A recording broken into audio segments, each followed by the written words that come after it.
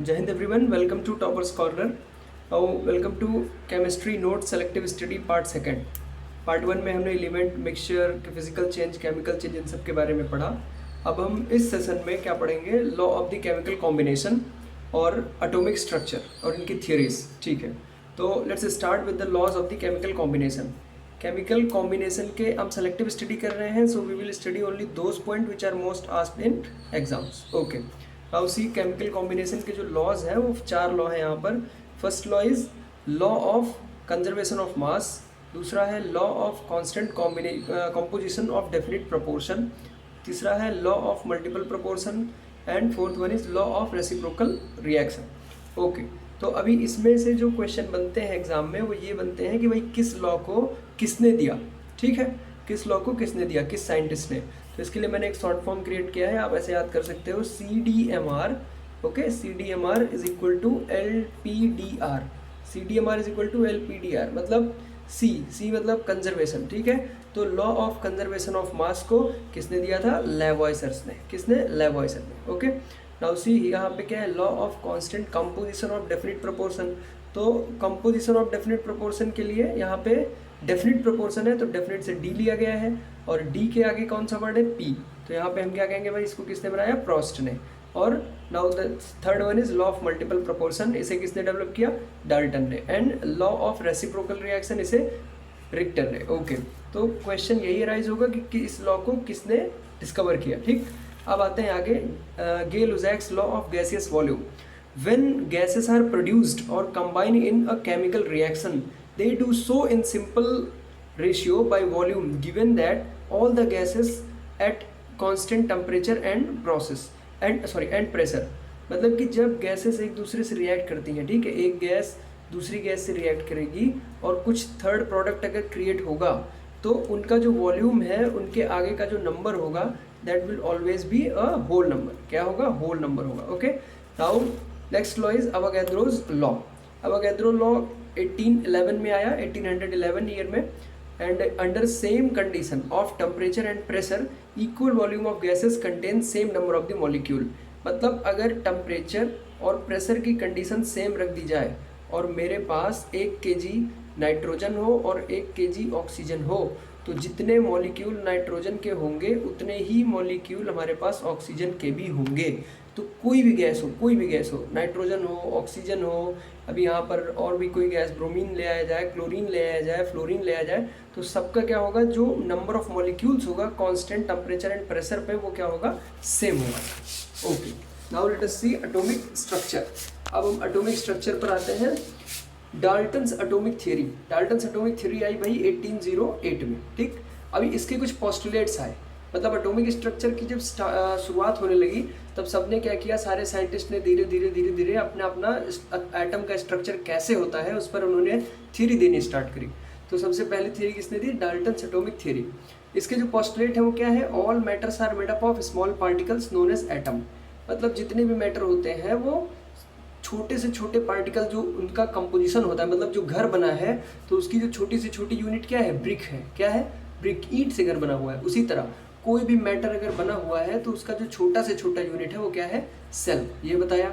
Second में क्या बताया, atom neither can be created nor be destroyed, it is the smallest particle which can take part in chemical reaction. तो भाई atom से छोटा कोई पार्ट नहीं है, इन्होंने बताया। और ये बताया कि एटम केमिकल रिएक्शन में पार्ट लेता है।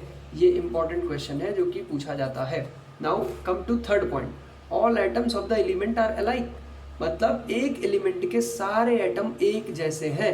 जैसे हाइड्रोजन है, हाइड्रोजन का कहीं भी कोई भी, मतलब हाइड्रोजन एलिमेंट का कहीं भी कोई भी एटम रहेगा किसी भी फॉर्म में, वो क्या रहेगा, सेम रहेगा, अलाइक रहेगा, एक तरह का रहेगा। Now atoms combine together in the ratio of small whole number. Atoms जब भी मिलेगा तो किस रेशियो में मिलेगा, हमेशा होल नंबर के ही रेशियो में मिलेगा। ऐसा नहीं है कि 2 x के एटम और आधा y का एटम मिल गया, ऐसा नहीं होता, हमेशा होल नंबर में मिलेगा, 1 2 3 4 एंड सो ऑन। ओके, अब ड्रॉबैक्स, इसके क्या क्या ड्रॉबैक्स आए, इस थियरी में क्या क्या नेगेटिव पॉइंट आया। इस थियरी ने does not explain why atom of different element differ in their mass और वैलेंसी। इसने ये नहीं बताया कि जो अलग अलग एलिमेंट्स होते हैं वो उनके मास और उनकी वैलेंसी क्यों अलग अलग होती है। Does not explain the existence of isotopes and isotone. इसने आइसोटोप्स और आइसोटोन के बारे में कोई बात नहीं की। अब क्वेश्चन आता है आइसोटोप और आइसोटोन क्या है, तो इसके बारे में हम आगे बात करेंगे इस वीडियो में। नाउ नंबर 3 क्या आया भाई, does not explain the reason of difference in atom of the different element. मतलब अभी मैंने बताया कि जैसे कोई वुड हो और एक स्टील हो, तो स्टील के जो एटम्स होंगे वो अलग तरीके के होंगे, वुड के जो एटम्स होंगे, एलिमेंट्स होंगे, वो अलग तरीके के होंगे। तो इस थियरी ने, डाल्टन्स की एटॉमिक थ्योरी ने ये एक्सप्लेन नहीं किया कि भाई इनके एटम में क्या अगर डिफरेंस है तो क्यों डिफरेंस है। Okay, now number 4th point is does not explain the law of chemical combination. It was one of the important drawback from of the Dalton atomic theory, कि भाई इसने लॉ ऑफ केमिकल कॉम्बिनेशन को बिल्कुल भी नहीं माना। ठीक है, केमिकल कॉम्बिनेशन के 4 लॉ हम यहाँ पर पढ़ चुके हैं। ठीक है, इन लॉज को फॉलो करना जरूरी होता है एटॉमिक स्ट्रक्चर के लिए, बट इस जो है डाल्टन की जो थ्योरी थी वो प्रॉपर इसको अपोज कर रही थी। ओके, एक्सप्लेन नहीं कर पा रही थी इसे। नाउ लेट्स सी, अभी यहाँ पर भाई जो एटम होता है, हम सबको पता है कि जो एटम होता है उसमें क्या होता है, इलेक्ट्रॉन होता है, प्रोटॉन होता है, ठीक है, न्यूट्रॉन होता है, और न्यूट्रॉन और प्रोटॉन अंदर बीच में रहता है न्यूक्लियस में, और जो इलेक्ट्रॉन होता है वो उसके ऑर्बिट में रिवॉल्व करता रहता है। ठीक है, तो अभी प्रोटॉन एंड न्यूट्रॉन्स को जब एक साथ बीच में न्यूक्लियस में होता है तब इसे हम क्या बोलते हैं, न्यूक्लियॉन्स। क्या बोलते हैं, nucleons. Okay, now characteristics of the electron, proton and neutron. Electron, proton और न्यूट्रॉन की यहाँ पर कुछ कैरेक्टरिस्टिक्स लिखी हुई हैं। आप स्क्रीन को रोक करके इनको देख सकते हैं कि भाई जो इलेक्ट्रॉन होता है वो नेगेटिव होता है, प्रोटॉन पॉजिटिव होता है, न्यूट्रॉन न्यूट्रल चार्ज होता है। इन पर चार्ज कितना होता है, इलेक्ट्रॉन का जो चार्ज है वो है -602 इंटू 10⁻⁹ यानी 19। ये 6 है, 602। इलेक्ट्रॉन और प्रोटॉन दोनों का चार्ज इक्वल ही रहता है। ठीक है, अब यहाँ पर मास है, मास में भाई जो इलेक्ट्रॉन होता है उसका मास बहुत ज़्यादा होता है, और प्रोटॉन और न्यूट्रॉन का ऑलमोस्ट मास जो होता है वो बराबर होता है। ओके, नाउ सी, आगे बढ़ते हैं हम एटॉमिक नंबर में। तो जो ऊपर से जो इम्पोर्टेंट है वो ये इम्पोर्टेंट है कि भाई इलेक्ट्रॉन और प्रोटॉन का जो चार्ज होता है वो बराबर होता है, और प्रोटॉन और न्यूट्रॉन का जो मास होता है वो बराबर होता है। Okay, now atomic number. Atomic number जो पीरियोडिक टेबल है अपनी, that is arranged on the basis of increasing atomic number of the element. मतलब एलिमेंट्स के एटॉमिक नंबर के बढ़ते हुए क्रम में हमारी जो पीरियोडिक टेबल है वो अरेंज्ड है। तो एटॉमिक नंबर का जो कॉन्सेप्ट था that was given by Moseley. किसके द्वारा, Moseley. This is one of the important question which has been asked many times in exams. Okay, now coming to next point, that is atomic number. So what is atomic number? Atomic number is equal to number of proton or the number of the neutron present. ठीक है, और जो proton का number होता है वो electron का भी नंबर होता है। मतलब proton is equal two electron. ठीक है, इन एनी एटम। तो जो भी मतलब कि एटम न्यूट्रल होगा, न्यूट्रल यानी उस पर टोटल चार्ज कितना होगा, 0, नो चार्ज। उसका जो भी पॉजिटिव चार्ज होगा that will be equal to negative charge. Positive charge is due to proton and negative charge is due to electron. So number of the electron is equal to number of the proton always in any neutral atom. तो atomic number को हम क्या कह सकते हैं, number of electrons present. This is one of the important definition कि भाई number of electron of any atom is the atomic number of that particular atom. Now let's see that periodic table has been arranged in increasing order of the atomic number, मैंने बता दिया। और जो symbol है, symbol atomic number का जो भी symbol है दैट इज कैपिटल जेड। हम कैपिटल जेड से इसे रिप्रेजेंट करते हैं। अब आते हैं हम मास नंबर पे। मास नंबर क्या होता है भाई, मास है तो sum of the number of proton and neutron present in the nucleus is called what, mass number. तो भाई जो भी प्रोटॉन का नंबर है और जो न्यूट्रॉन का नंबर है, अगर हम उन्हें ऐड कर देंगे तो क्या आ जाएगा, मास नंबर। मतलब कि न्यूक्लियॉन्स का टोटल जो मास होता है उसे हम क्या बोलते हैं, मास नंबर। न्यूक्लियॉन्स क्या होता है, प्रोटॉन और न्यूट्रॉन, जैसा मैंने पहले बताया। It is always a whole number. क्या रहेगा, हमेशा ये होल नंबर। ठीक है, अब किसी भी एटम या एलिमेंट को हम जब रिप्रेजेंट करते हैं उसका एटॉमिक मास और मास नंबर लिख के, तो हम इस तरह उसको रिप्रेजेंट करते हैं। माना कि x जो है एलिमेंट का सिंबल है और दिस इज एटॉमिक मास, ऊपर लिखा जाता है a, और this is atomic number that is what, z। तो अभी एटॉमिक मास को हम कैसे रिप्रेजेंट करते हैं, कैपिटल A से। तो A क्या हो गया यहाँ पर, number of proton plus number of neutron. ठीक, अभी A को हम और क्या कह सकते हैं, नंबर ऑफ न्यूट्रॉन या फिर प्लस नंबर ऑफ इलेक्ट्रॉन। क्यों, क्योंकि भाई इलेक्ट्रॉन और प्रोटॉन क्या है, दोनों बराबर है, तो प्रोटॉन की जगह हम इलेक्ट्रॉन भी लिख सकते हैं। तो इस तरह से हमें क्या डेफिनेशन मिल जाती है, या फिर एक फॉर्मूला क्या मिल जाता है, A equals to Z। Z मतलब what, Z means atomic number, atomic number, और एटॉमिक नंबर किसके बराबर होता है, नंबर ऑफ इलेक्ट्रॉन, तो यहाँ से रिलेशन मिल गया, is plus number of neutron, मतलब A इक्वल्स टू, यानी एटॉमिक मास बराबर क्या होता है, एटॉमिक नंबर प्लस न्यूट्रॉन, जैसा कि मैंने भी पहले डिफाइन किया था। अब आते हैं, देखते हैं भाई, atomic mass is measured in AMU, that is atomic mass unit. Now only U is used instead of AMU।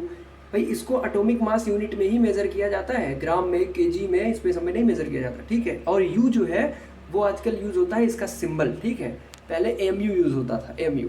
Now let us see atomic species. अब स्पेसीज के बारे में हम बात करते हैं। पहले एक वर्ड आया था आइसोटोप, ठीक है, आइसोटोप, आइसोटोन, ये सब वर्ड आए थे अभी हमारे पास। तो अब हम इनका डाउट क्लियर कर लेते हैं कि भाई ये होते क्या है। अब देखते हैं, सबसे पहला जो हमारे पास एटॉमिक स्पेसीज है वो है आइसोटोप। तो आइसोटोप में मैं सिंपल ट्रिक बताऊंगा कैसे याद करना है इसको। Atom of element having same atomic number, मतलब एटॉमिक नंबर सेम हो। एटॉमिक नंबर का सिंबल क्या है, Z, but different atomic weight. Atomic weight का सिंबल क्या है, ए, आर कॉल्ड आइसोटोप। मतलब हम इसे एक लाइन में ऐसे कह सकते हैं कि भैया आइसोटोप वो होते हैं जिनका सेम जेड हो, डिफरेंट ए हो। क्या हो, सेम जेड और डिफरेंट ए, ठीक। अब इनका एक एग्जांपल मैं दे रहा हूँ यहाँ पर क्लोरीन का। क्लोरीन का यहाँ पर देख सकते हो 35 क्या है भाई, एटॉमिक 35 एटॉमिक मास है और 17 एटॉमिक नंबर है। 17 यहाँ पर एटॉमिक नंबर है और इस क्लोरीन का 37 क्या है, एटॉमिक मास है। तो यहाँ पर इन दोनों का क्या सेम है, एटॉमिक नंबर सेम है, तो ये क्या है, आइसोटोप है एक दूसरे के। एक बात और गौर करना, ये है atom of the same, atom of the same, ठीक है, sorry, atom of the same element, मतलब जो एलिमेंट होगा वो सेम होगा, ठीक। अभी यहाँ पर क्या है, they have same chemical properties, इनकी केमिकल प्रॉपर्टीज पर कोई असर नहीं पड़ता, इनकी केमिकल प्रॉपर्टीज सेम रहती हैं, ठीक है। अब आते हैं, हम देखते हैं आइसोबार। हाँ भाई आइसोबार, तो डिफरेंट जेड एंड सेम ए। जैसे हमने में वहाँ पर क्या पढ़ा भाई, सेम जेड और डिफरेंट ए, वैसे यहाँ पर डिफरेंट जेड और सेम ए, ठीक है। Atoms of the different element, अब यहाँ पर डिफरेंट एलिमेंट हो गया, जैसे ये क्या है, के है और ये Ca है, मतलब ये कैल्शियम और ये पोटेशियम, ओके। नाउ 40 19 40 20, अब ये 40 40 क्या है, इक्वल है, मतलब एटॉमिक मास इनके क्या है, बराबर है, ठीक है। They have different chemical properties, ये इंपॉर्टेंट है कि भाई जो आइसोटोप होते हैं उनकी जो केमिकल प्रॉपर्टीज होती है they are same, while in case of isobar that chemical properties get differ, यानी कि वो अलग अलग हो जाती है, ठीक है। Now let's come to isotone. Isotone is also very interesting. Atom having same number of the neutron but different number of proton are called isotones. मतलब इसके कहने का मतलब है कि species having same number of electron but different charges on the sorry, अभी पहले isotone देख लेते हैं पूरी तरह से।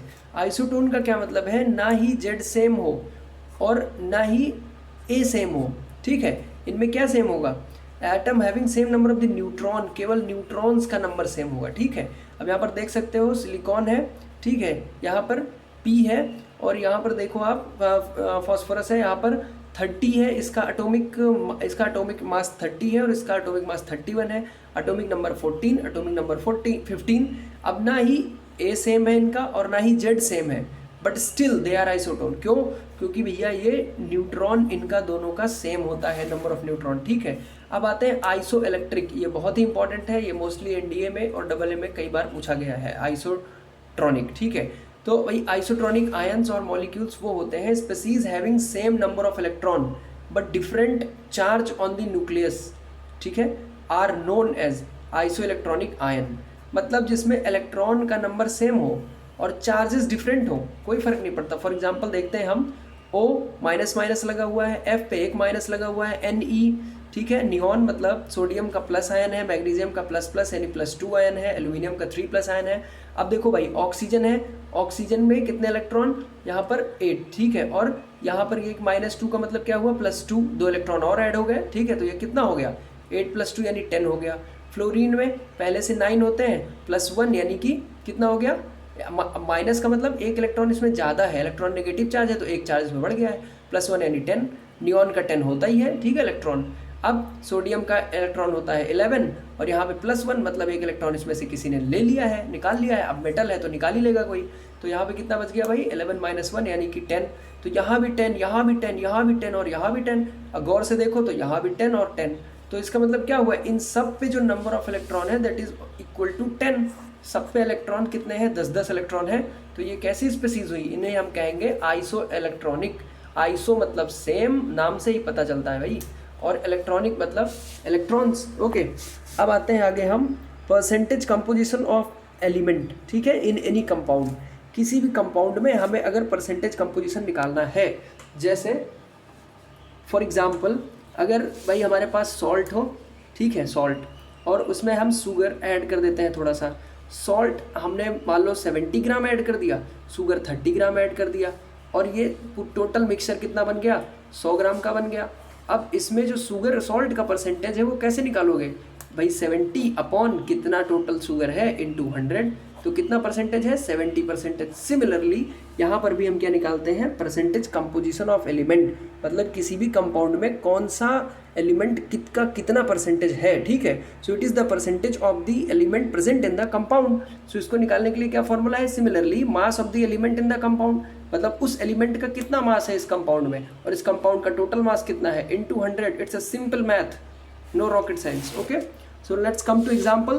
Find the percentage composition of the oxygen and hydrogen in water. अब वाटर का भाई सिंपल है, मोलर मास निकाल लेंगे हम। हाइड्रोजन का 2 इंटू 1 होता है इसका मास, प्लस ये 16 ऑक्सीजन का 16 होता है, इज इक्वल टू 18 ग्राम हो गया, कंपाउंड का मास हो गया। ठीक है, अब भाई हाइड्रोजन का मास कितना है, 2 है इंटू 1। अब दो एटम है हाइड्रोजन के, और हाइड्रोजन का मास कितना होता है, 1 होता है, तो अब ये 2 इंटू 1 बराबर 2 हो गया, अपॉन 18 इंटू 100। इसको आप कैलकुलेट करोगे 11.18% आ जाएगा। सिमिलरली ऑक्सीजन का आप कैलकुलेट करोगे तो 88.79% आ जाएगा। सो आज सेकेंड पार्ट में हम यहीं तक रखते हैं। इसके बाद आगे हम जो पढ़ेंगे that we will study in third part. So in next third part we will cover the 2 topic that is written here. Number 5th topic is discovery of electron बताएंगे, प्रोटॉन और न्यूट्रॉन, इन सब की डिस्कवरी के बारे में बताएंगे, किसने discover किया था, कब डिस्कवर किया था, और फिर atomic model and their theories, किसने कब एटॉमिक मॉडल की थ्योरीज दी और वो फेल हुई या क्यों फेल हुई, कैसे फेल हुई, इसके बारे में हम बात करेंगे। Okay, so thanks for watching this video and I am SK Misra here. Now if you want to prepare for competition exam from today itself and you are a defense aspirant, then please go through my site and you can read their article. My site is, you can see on screen, hitforsure.blogspot.com. You can join our Facebook group also, that is Hit for Sure. Okay, please like, subscribe and share this video. Now still 8 part is remaining, 8 part इसके और release करूंगा, उसके बाद मैं previous year question paper का 1 part और release करूंगा, तो केमिस्ट्री के टोटल 11 पार्ट में रिलीज करने वाला हूँ। ओके, नाउ तो थैंक यू, जय हिंद एंड जय भारत।